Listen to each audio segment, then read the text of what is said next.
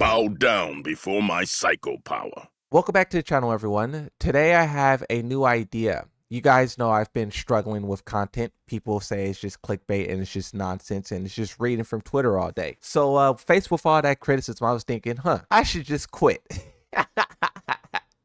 I was faced with two options. One, collapse under the pressure and quit. Or two, try to get better. So here we are trying to get better, and we're coming up with a new series to do. And that series is going to be covering every Tekken character ever, A through Z. So you can see this full list, right? This comes from Wikipedia, and this is every Tekken character and what games they're featured in. And I will go one by one, each character get their own video, and just talk about the character in three major ways: their overall impact, the story, and just basically how it's developed, good, bad, the ugly, and then we'll try to focus on the gameplay and see how that changed as well. So that's what I'm going to try to do. It's funny too because the first character on this list is Akuma, so we'll see how it goes. You know, maybe I'll do two of these and then quit and never again, or maybe we'll get through the whole list. Subscribe and stay tuned. First is Akuma. When you talk about Akuma overall, the first thing that you have to highlight is his iconic nature. He is a super iconic villain, and I would even argue one of the most iconic villains of all time. Earlier on Twitter, a couple of days ago, like a week ago now, I was talking about the Mount Rushmore of fighting game characters. And if you were to do a similar Mount Rushmore with just villains, Akuma would be right up there, right? Bison, Shao Kahn, you can even say like Heihachi or something like that. But his impact is like amazing, from the way that he has like signature moves, like his super, from like his signature persona, because he's not really evil, he's just like a fighter, a brawler, a savage. He's just so ingrained into the battle, and that kind of what makes him evil, right? Feng Wei is kind of like that as well, where he doesn't really care about anything. He just wants to fight you, and if you beat him, he's really going to hate you, like with Leroy Smith, right? But he's super iconic. Arguably, fighting games wouldn't be where they're at now without him. Street Fighter, you know, and even Tekken at this point, because Akuma being in Tekken 7, a lot of people would say that's the reason why that game went on to sell how many copies? 12 million. And then the thing too is, at that same time, Street Fighter was doing bad. Street Fighter 5 wasn't fun. It wasn't good. It was kind of the Tekken 8 of the Street Fighter era. So not only did we get one of their most iconic characters, but we got it at the time when the franchise was the shakiest. And those two things combined just made Akuma like a big impact on Tekken. I think one of the most viewed videos ever for Tekken 7 is a Akuma death combo in tournament. And when you talk about tournaments, he was a monster. He just destroyed everything. Now, to be fair, he was a very, very difficult technical character.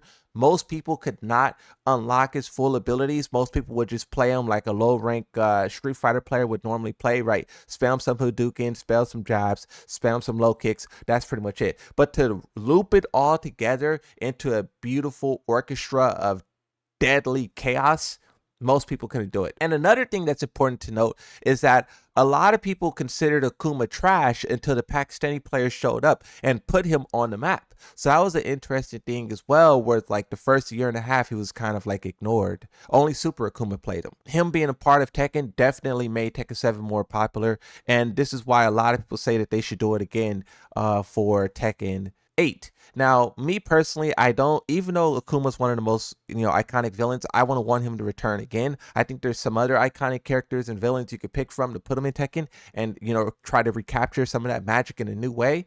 But his iconic status cannot be underrated, underestimated, and understated, right? He's really is like a force of nature. And in terms of story, right, he's kind of interesting because, like I already stated, he's not really evil. He started off as just like a normal karate guy fighting and whatnot. And then there was this like evil, fighting style that, like, if you learned this fighting style, the fighting style was so evil to where if you learned it, you became evil yourself. And his master told him, don't learn it. But Akuma is Akuma. He learned it, he mastered it, and then he eventually killed and slayed his master, and then he took his neck beads. I think I heard that part of the story before, to taking the neck beads, but I forgot about it. But that just makes it even more iconic. Him walking around with the neck beats. That's like if Kazuya killed Heihachi and then walked around with Heihachi's gi. That would be crazy. And then when you talk about the Tekken 7 side of the story, this, I kind of don't like the way that they did it,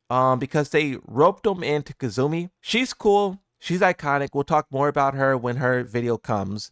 But in terms of story, she saved Akuma's life, and then Akuma wanted to repay her. And the deal that they eventually agreed upon was Kazumi said when she died, she wants Akuma to show up and kill Heihachi. But the reason why Akuma waited so long, this is the in-game thing of what he said. The reason why he waited so long is because if he showed up immediately and fought Kazuya and Heihachi right when Kazumi died, he said that they were so weak and he would have just stumped them out. So he's basically just been waiting for those guys to get stronger. And I mean, one could argue that he wasn't lying, because in the story, he beats Heihachi and he draws with Kazuya twice. Both times he's fighting Kazuya, the fight is interrupted. And the second time, we don't even know if it's canonical. Tekken 8 doesn't address it, right? So maybe it's not canonical. If it is canonical, I mean, Kazuya is the only one standing after the event. So we would have to assume that either Kazuya won or maybe they just came to some kind of friendly agreement,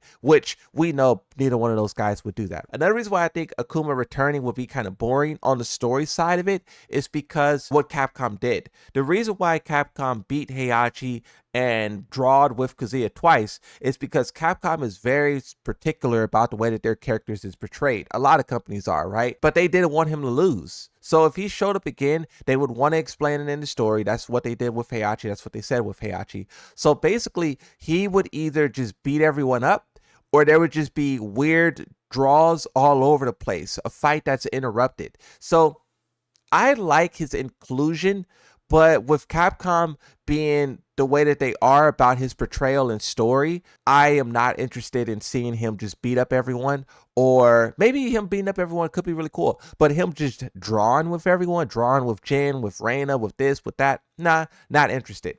The final thing that I want to talk about is his gameplay. I mean, he's a 2D character. In Street Fighter, he's already super cheap. So if you take one of the cheapest Street Fighter characters and put him in Tekken, and he keeps a lot of his Street Fighter mechanics, but then also he gains the 3D mechanics, of course it's going to be a monster. Tekken developers did a really good job of bringing him into the game, but how would you do it better? He has projectiles. You could make it to where the projectiles don't do chip damage, right? In Tekken 7, he could just do Hadoukens over and over and over again. You have to be a good player in order to get around that. If not, you'll just get chipped down and eventually die. I was saying you could make the projectiles a high and then crouch under it. Another thing you have to take into consideration is meter. His meter allowed for some deadly, nasty situations. And if he showed up in Tekken 8, imagine Tekken 8 Heat, EX, and 2D jumping, and tornadoes, and heat extension combos. It would be crazy. I don't like, he was already a monster, but with how many new mechanics Tekken 8 have, it would be impossible to comprehend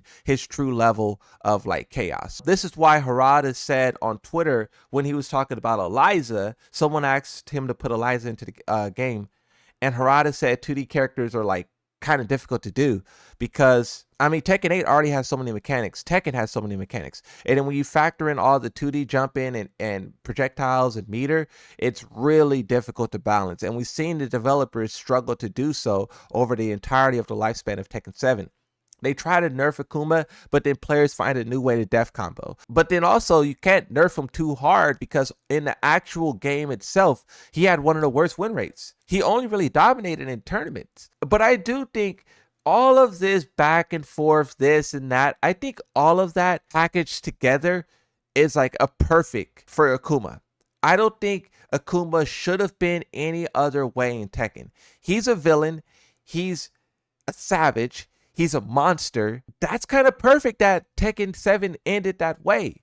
Decimating tournaments. Some players absolutely hate him. Some people absolutely love him. It's a controversial debate. It's something that people feel very passionate about. That's what a guest character should be. That's what Akuma should be. You know, so in my opinion, looking back on everything that happened, it was beautiful. So when you look at the ups and downs of Akuma's journey throughout Tekken, I think it was good. Video number 1 of this series. You guys let me know if I should make more of these. Thank you for watching. Like, subscribe, and bye-bye.